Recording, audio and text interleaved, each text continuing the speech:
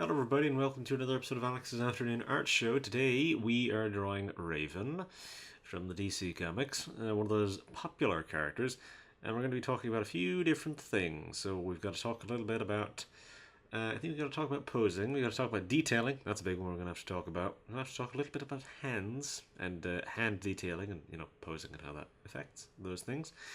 I think I've got a few design things to talk about as well, because I've got a bit of a different design than what you might be used to here as well. This is a lot later in the day than I would normally record, and that is mostly because there's been a lot of outside noise today, so I've had to wait quite a bit before recording. So it is the evening already. So we'll see how much of this I actually get done, or if I get this whole thing done in one sitting. Not that that'll really affect the final product, but it's just worth noting, I suppose. Anyways, I'll roll the intro and then I'll be back to show you what I've got.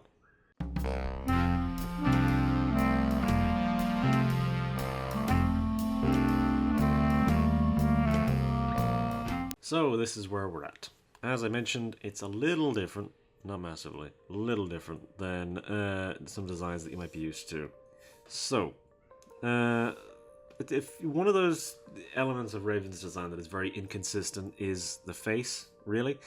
So, in terms of her sort of face in a lot of these designs, you get some things of where her eyes are sometimes white. You get a sort of a black shroud that sort of covers her face, which is maybe a mask and maybe just shading, depending on the artist.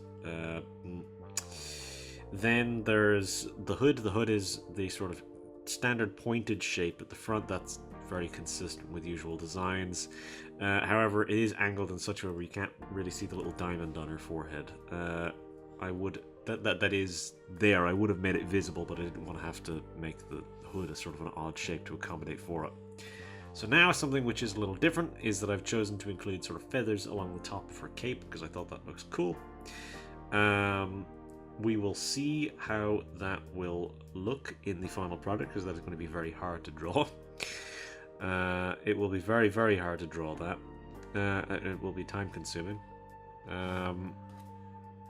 One of the things which is maybe not the most visually obvious here is that the sort of upper, the sort of bodysuit it has the sleeves, which sometimes she has, sometimes she doesn't. Sometimes it's just one sort of bodysuit and it doesn't have the arm, or it doesn't have sleeves. It's just gloves, and here it's got sleeves on the end along the back of the hand. They sort of ride up the palm a little bit, so they go up like that. I'll talk a little bit about the hands in a second. There's the belt, which is this sort of shape. I'm going to need to adjust that a little bit because it doesn't look very good. And then there's this sort of front, the sort of flaps that fly down at the front and the back. The sort of, I don't know what you actually call that. The sort of long front and back piece. I don't know what you actually call that. And yeah, so something that is worth noting is the boots. So when it comes to basically any female superhero design, you're going to be dealing with a heel of some variety. More often than not, it's high heels. I don't know why it's so common. That's what most people seem to go for. But very rare is it that you get sort of normal shoe shape. That's what I would usually go for, or a sort of general kind of normal boot shape of something where it's like a slightly elevated heel, but not like too crazy. Here I've gone for a platform heel, because that is, or like a full sort of wedge platform here, of where there's no like actual separation from the bottom, of where it still carries the sort of shape of heel, but it's a sort of just a different shape boot. And I think that looks a little bit more interesting because I don't normally do that. I normally would just go for, again, as I mentioned, like a boot shape, a sort of a standard boot shape, or a sort of a more normal shoe shape, just like a casual shoe shape, or a high heel. That would usually be what I would range between, but here I've gone for a heel that is, again, like a wedge, a sort of a flat platform wedge, and yeah, that looks alright, I think. And then there's the cape, which obviously I've mentioned the feathers, but it's also torn along the back, and this bit here at the sort of other side where you can see it sort of curls out here, that then tucks behind. So realistically speaking, this line needs to be darker. This line needs to be heavier to illustrate the fact that this is the outer edge that you're actually seeing here, and then the actual outer edge is tucking behind that, and then sort of flowing out like that, probably. So it's fluttering up, and there's more tears. So you wouldn't really be seeing more of that there. Yeah, God, that is visually accurate to what I would imagine that I was going for. Right. So that's the sort of design differences I've already gone over. And so that also kind of covers detailing wise. Again, the feathers and stuff like that is going to be difficult detailing wise. Something which I often do with a lot of these. If you've seen any of these videos, you will know that the thing which I often do is I will normally work through some little lines or something like that, just to sort of give a little bit more movement to the design, just to show some seams, something like that, so that you can sort of see how things connect. For example, along the sleeve, the bit here that comes up, that rides up over the back of the hand, you can see a little line, a little seam there that connects to the very edge of that, and then goes back down the arm and then up this way.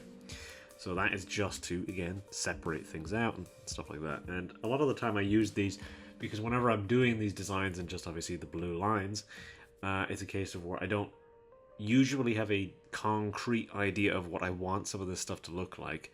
So some of it I put in there because I'm not necessarily certain what I'm going to be doing color-wise. I think to myself, well, I might put like some black on the inside or on the outside or something like that, or I might put a different color in there, I might put a different shade of purple in there or something like that. Because, yeah, we're going to be dealing with purples and blues. I'll need to open up my reference. I already have it there. But yeah, blue, like a deep sort of purpley blue is kind of what Raven's colors tend to be. I'll maybe make the cape a little bit more of a purple or dark kind of. The inside, if we're going for a different color on the cape and the inside, usually the inside is darker. So I might make the bodysuit a sort of a dark purple, and the cape is sort of a dark blue. Maybe that'll work. Something like that might be all right. But yeah, and then I might maybe work some more of the purple into the design somewhere. Maybe we'll think about that. Her hair is obviously going to be the purpley kind of blue color as well. Again, some of these color things get a little bit inconsistent. It depends on the design. It depends on which one, because obviously in the Teen Titans show, you're dealing with more of a sort of black and purple thing, and then in some of the comics, it's often very blue in a lot of the comics designs. So yeah, it isn't 100% consistent in that regard. But yeah. So there's a few things in that respect that I'll have to do to vary up some of that. But yeah, as I was saying, when it comes to a lot of these lines, I work through a few lines just to sort of spruce things up a little bit. Or add in some more interesting shapes. Again, I add in this sort of pointed thing to the boots here, where it's got this sort of long stripe down the side of it, and then it comes down to this point that then separates out the primary sort of leg part of the boot versus the actual shoe, because maybe this is a more flexible material and this is a sort of a harder material, maybe something like that. Or maybe with the sort of bodysuit, because this transitions between something that's very form-fitting and then something that's very loose, this front piece here ties into the lines very cleanly, same with the back piece that you can see here that's then sort of invisible. Around here you can see that these are obviously where it goes from the more sort of form-fitting material, which you would see on the sides and on the sleeves. It transitions from that to a looser material down here, so that this fabric can become loose and flow. Same with the back. So I do a lot of those little things like that to just sort of put some of those ideas through the design. Something just so that there's a little bit more going on, there's a little bit to chew on there design-wise. Because a lot of these designs are very simple, because they're designed to be drawn about 1 billion times per issue. So generally speaking, an artist will keep the designs as simple as they can manage so that it makes their lives easier. Standard stuff, fairly understandable. But yeah. So now I'll mention the hands, because that was the thing which I wanted to talk about. So hands are a bit of a pain in the ass. So that's not surprising, I would imagine, for anyone to hear. Hands are not super easy to draw. They're one of those things which a lot of artists struggle with. I don't mind drawing hands so much. I usually keep the hand posing simple. But here we've got some more sort of awkward hand poses. Obviously, you've got the hand pose which is out like this. This is if you mirror that in your mind. Got the hand pose which is out like this, and then the other one which is out like that. Again, mirror that in your mind. But yeah, so whenever you're dealing with some of these angles, you end up with some funny looking things. For example, here, this sort of top part of the hand here, that sort of is just separated by the line that you will see along here at the very, very top of the palm. That here is forming a bit of an awkward shape because the hand is tucking in like this. That means that it becomes a sort of more defined line there. And then the palm itself visually becomes a little smaller. And so that's what you're getting here, is that this is tucking in, and so you can see this top piece and the bottom bit of the hand, and it looks a little weird. It doesn't look right. But that is reasonably accurate. And it's also partly because the sort of fingers are a little short there. And again, that comes down to the perspective of where you're seeing it from this sort of an angle. So the fingers look quite small. And it's the same with this pose, of where the fingers look kind of small because it's facing the camera, sort of. It's facing the camera a little bit like this. So the fingers look kind of small, and you're not getting a full view of the hands, so it's sort of shrinking things because that's the sort of perspective. And again, I've talked a lot about perspective in the past, but perspective is one of those things you just sort of need to be constantly aware of whenever you're drawing something, because as you're drawing something, the perspective that you've drawn it at becomes very important, i.e. with the hands here. Hands are not particularly easy to draw, and whenever you start applying these more kind of complex poses to them, you need to worry about where the hand is positioned. This hand is sort of facing the camera, this hand is facing out from it, but this finger here is facing more towards it, as is the thumb. So that means that these need to be smaller versus the other fingers, which need to look longer because they're facing away from the camera, meaning you should be able to see more of them. Same sort of deal here, of where this the pinky finger is facing the camera, as is the ring finger a little bit, and then they sort of, as they go out, they become a little longer, and that's because that's how the perspective is. If when something's facing directly at the camera, i.e. index finger that I'm pointing directly at the camera here, it looks very small. It's just a little circle, and that's that. But the second I tilt it down like that, you can now suddenly see a lot more of the finger, and it obviously still isn't accurate to the full size, but if I was doing this, there you go, you can see the full finger now, and you get the full size of it. Again, it's very obvious whenever you're looking at it, whenever you're seeing it with your eyes and all that, but it's the type of thing of where it can be a bit of a pain to factor in to when you're drawing these things, especially whenever it's something which is already not particularly easy to draw, like hands. Applying perspective to a face is not terribly difficult because that's something you kind of always do, just in your mind. Whenever you're seeing people, whenever you always see someone's face or you rarely see someone's face in a very clean perspective, at a very sort of picturesque perspective. You're usually seeing someone's face at like a weird angle or something like this, or like a slightly low angle or a slightly high angle or things like this, of where it's not quite exactly like, again, a clean one-on-one sort of view of someone's face. Even there, whenever I did that, that wasn't a clean sort of one-on-one view. You're usually getting a slight angle, slight perspective, again, the camera's slightly higher than my head, so you're getting slight high angle there. But if I lean back, you're getting now a slightly low angle because my head is sort of above the camera and all this. So yeah, you're getting these problems there, and that's the sort of thing you need to factor into whenever you're doing all these little things. Like, technically speaking, there is a bit of a perspective here because this leg is far back, this leg is kind of far forward, and then the leg is coming out versus the main body, which is sort of leaning back a little bit. So this leg is more accurate to the rest of the body because she's leaning back onto this foot, and this one's coming forward. So this is the thing. And then this arm is coming forward versus this one, which is behind, and all these different things like that. So these are all the things you sort of need to worry about when you're doing this. So again, perspective is one of those things you just need to be ever aware of as you're drawing. But yeah, I've been rambling for about 15 minutes now, so I think I will begin the detailing, and we will see how much of this I can actually get done. So yeah, I'll do this and then I'll be back.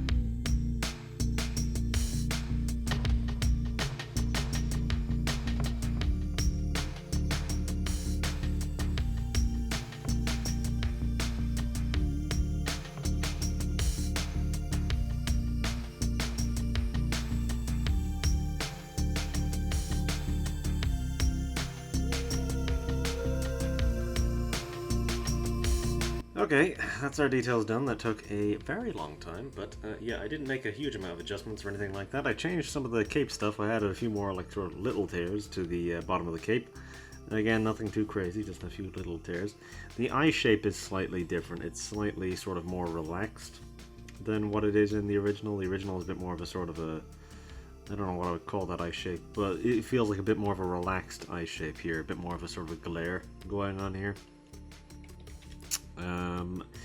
The feathers obviously aren't really going to sort of look right until we're all done, so I don't know exactly color-wise what I'm going to do with all of this. I think I'm going to go with a darker bodysuit versus cape, but that does mean that the feathers that I'm going to be doing are actually going to be darker than the predominant color of the cape, because the feathers have to be black. That's sort of a certainty. The feathers must be black, but that does mean that yeah, they're going to be a different color than the rest of the cape.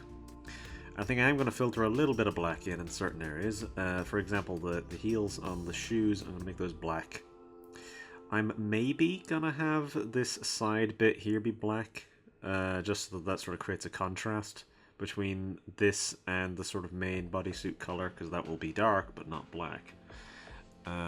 It'll sort of be, I think the sort of main bodysuit color I'll go for will be a very dark purple, and then the cape color will be more of a blue. It'll be a dark blue, very deep sort of blue. But yeah, I'm conscious of not sort of mixing up the colors a little too much here, because again, as a character, Raven tends to flicker between blue and purple quite a bit. And I don't want to make things too much of one or the other, because that is something that you can do. And I mean, again, people typically pick one or the other. I'm sort of mixing here in a very kind of deliberate way. I am mixing quite a bit here. But yeah, so the bodysuit will be more purple, and then the cape will be more blue. Is that what we're going for? Is that what I said? I think that's what I said. Yeah, I think that's what we're gonna go for. And the hair color will be more of a sort of a pinkier purple versus the sort of rest of everything here. That seems right. That seems right. There's two sort of schools of thought in the skin tone. Either you go for something very warm or you go for something very pale. I'm probably gonna go for the pale because that will fit the rest of the colors we got a little bit more. I don't want to go too contrast heavy, because if I were to go for the sort of the deeper sort of redder skin tone, that would be obviously verging more on the contrast. That'd be creating quite a contrast in terms of what our other colors are, being, you know, blue and purple.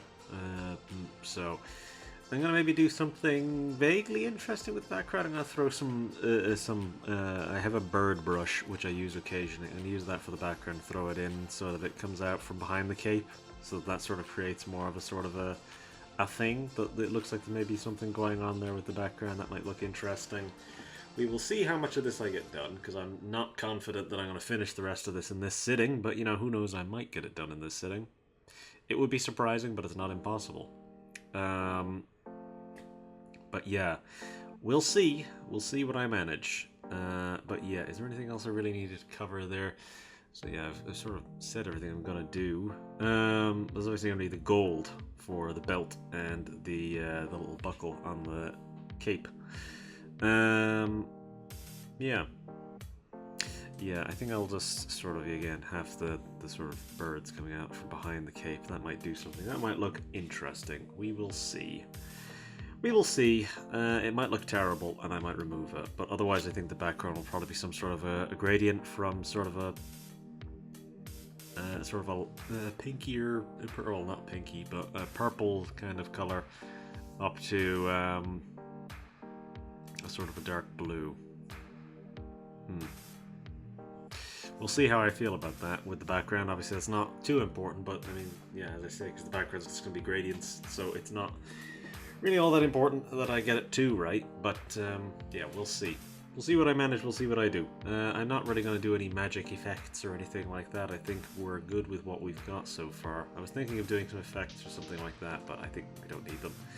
We don't need them. They will just sort of add a bit of clutter, visual clutter, which we don't need. And given that effects are not the point of this, it's all about detailing and stuff like that, which, I mean, realistically speaking, I've already done. Yeah, I don't need to sort of go too ham on any of that stuff. So, yeah. Yeah, I think I'll just carry on. I'll do these colors, and then I'll be back to do the painted shading and all that stuff. So, yeah.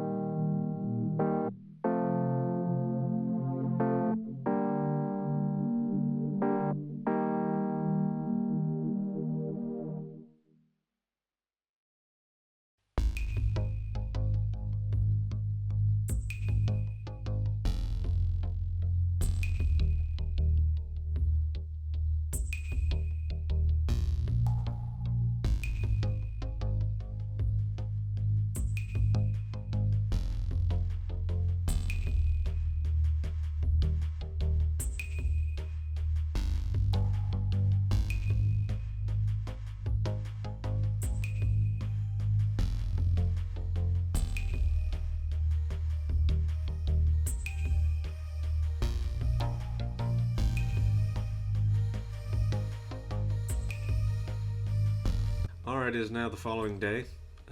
I finished the colours, but I did make a bit of a foolish error. So you may have noticed that suddenly it goes from me doing the colours to the colours suddenly being done. And that is because I paused the recording to go and take a break for a moment, and then I came back and I forgot to unpause it. Granted, it's not that bad, I didn't lose that much, I only lost the blue, but that's about it. And I also had to fiddle with the colours quite a bit. Not the most entertaining stuff, so again, you didn't really miss much. So at least you got the me doing in the birds afterwards. But that's the only thing. The only thing that was really lost was the blue. Everything else, that's fine. I got all that in. I think the painted shading is going to be doing a lot of heavy lifting here for bringing our colours together. So, yeah, I had to do a lot of tinkering with that purple and that blue because they just were not working for me. Specifically, I was finding that the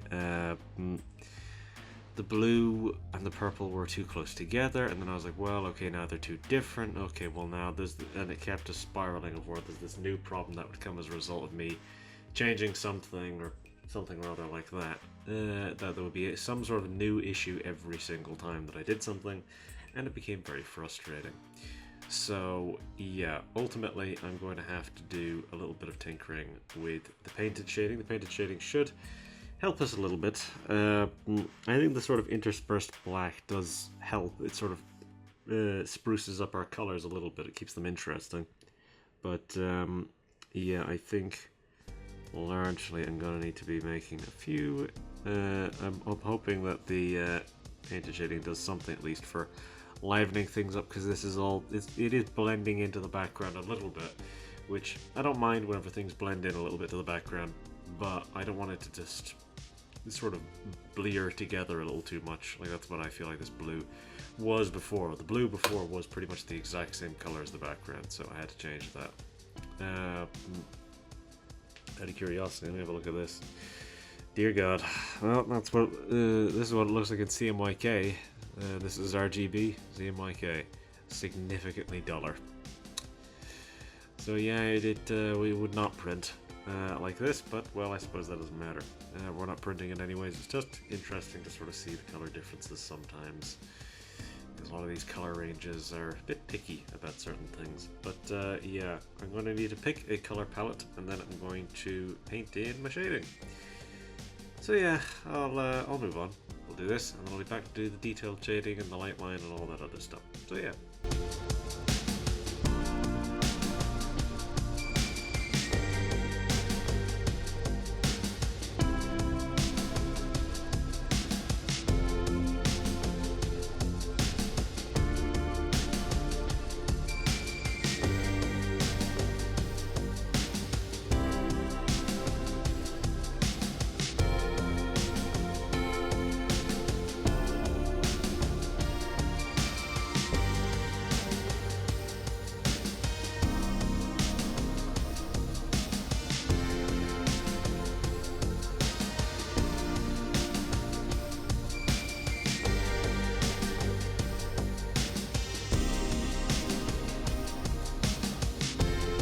Alright, that's our painted shading done. That was pretty quick. I underestimated how much more difficult it is to do shading on dark colors whenever it is bright outside. It's usually dark by the time I'm doing this bit, so, or at least it's not as bright because it is broad daylight right now, and that makes this quite a bit harder.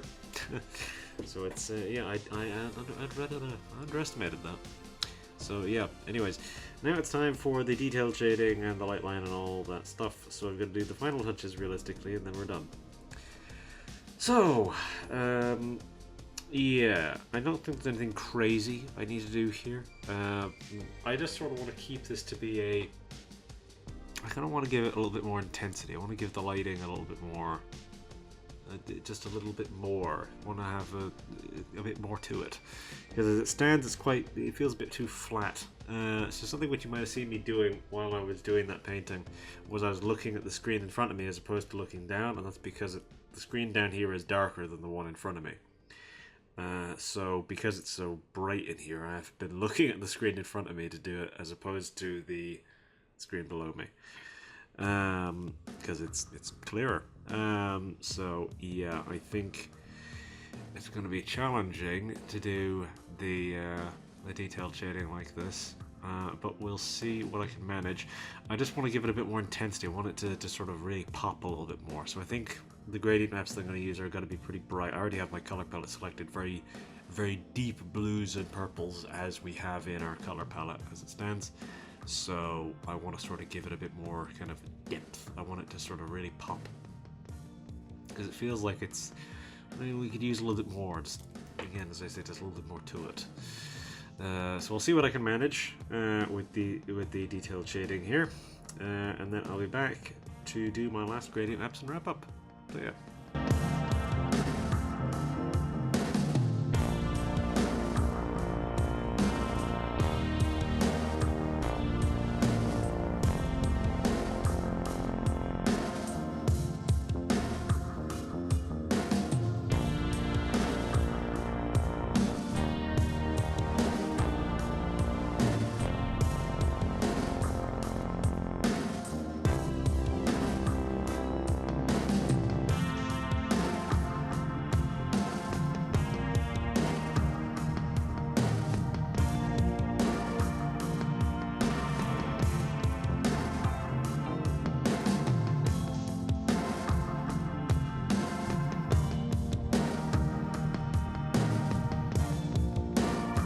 Okay, that's our detailed shading, light line, and first gradient map done. I think I'm going to be doing quite a few gradient maps this time just to get a bit more life out of these colors.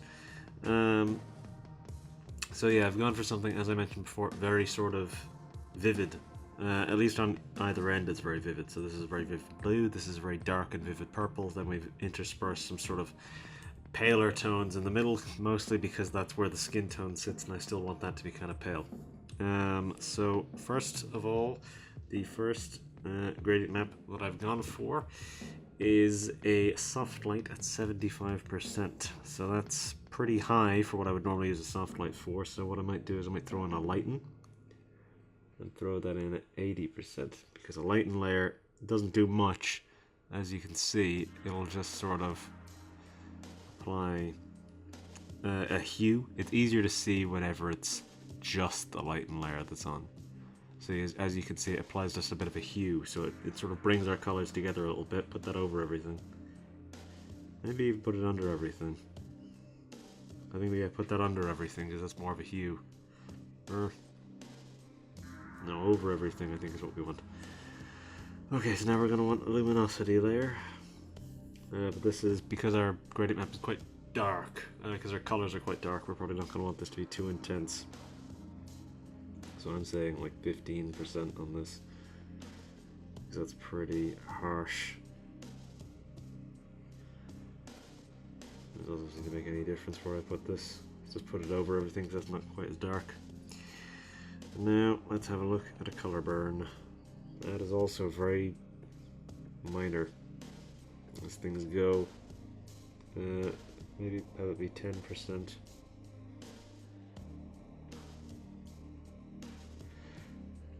You're going to want to over everything because it's I think we want the lighten layer at the very top, and then everything else is below that. That seems alright. Whereas that's made everything very dark. Okay, so let's have a look at what our texture does for us. Because texture normally lightens things up a little bit because it is generally sort of paler tones that I use for the texture. So we'll see how that looks at the end. As soon as I can find it. So many bloody files in this folder that I don't know. Here we go. I should probably clean up that folder, the my art folder. There's so much stuff in it now. Even just from art videos and stuff like that alone, there's probably too much stuff in there. 20% seems too high. 15%. Yeah, 15% sort of works. Again, we do want this to be dark at the end of the day, because that's sort of the color tones that we went for. Let's have a look at all this without those on it. Yeah, it's a lot brighter without those on it. But again, we do want this to be dark and sort of nudie in terms of colors.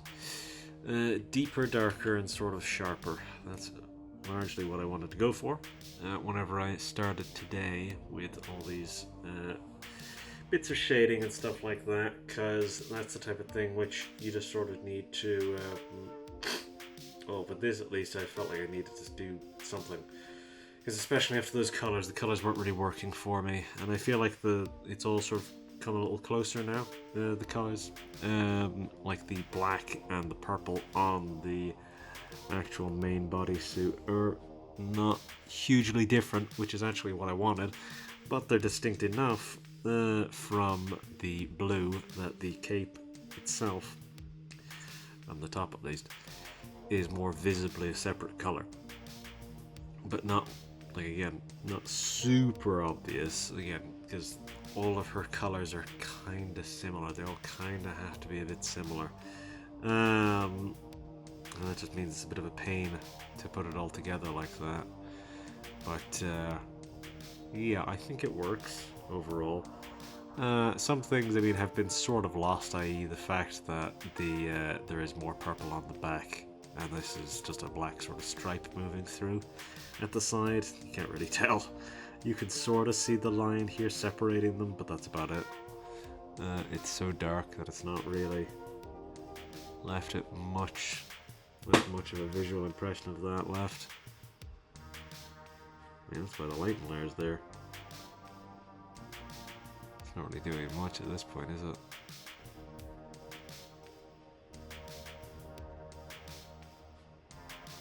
It sort of just brings some of the colours a little bit close. I mean, the gold here is a little bit more of a rosy kind of colour now, which I suppose is better, as opposed to it sort of still having that weird kind of yellowiness to it.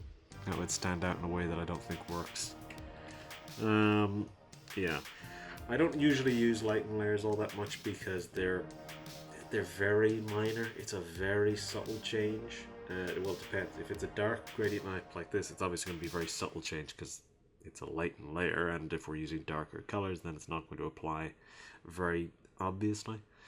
But if we're dealing with a very bright gradient map and I put a lighten layer on, that would be very abrasive. So it sort of all depends. But yeah, I think that's most of everything I wanted to do with this. I mean, most of the stuff that I wanted to cover was the hands, the posing, the detailing, all that stuff, which was stuff that I talked about pretty much immediately. That was the first 15 minutes of the video, so I mean, you still got your pretty hefty amount of talking from that. But yeah, I mean, the pose itself, it's just sort of those little bits of perspective was what I was talking about before, where you need to sort of, it's the type of thing where you just sort of intersperse those little tiny bits of perspective into a pose, and that does a lot to sort of make it a little bit more interesting to look at, i.e. like, oh, this leg's a bit more forward, this arm's a little bit more forward, this arm's a little bit more back, this leg's a little bit more back. She's turning a little bit in the pose, so there's a little bit more there. This hand is sort of pointing outwards, so the fingers are very small looking, but they're pointed in that way. This hand is turning, so some of the fingers are closer toward, or more pointed towards the camera, some of them aren't. And so that's the sort of thing there of where it's just about kind of interspersing those little bits of perspective into things just to sort of liven it up a little bit. Even for what is a very simple pose with this one, it's a very simple pose, very sort of ordinary in that sense. Again, it's not anything crazy like you might normally see the character doing, like a sort of a big kind of arms out, hands kind of down like this, kind of legs up, all this stuff. Kind of pose where you maybe bring up the one knee and then you have it be like a floating pose or something like that. This isn't quite as crazy as that. But there's still ways that you can inject a lot of character and sort of dynamicism. I don't know if that's really a word, but you can inject some sort of dynamic visuals into a more standard pose, and it will do a lot for you. So whenever you're sort of doing these kinds of poses, it's just important to kind of, again, as I say, make sure to put some kind of life, into these poses. You gotta add a little bit of something in there, just a little bit of like make it a little bit more dynamic. There's always ways to make things look a little bit more dynamic, make things look a little bit more alive.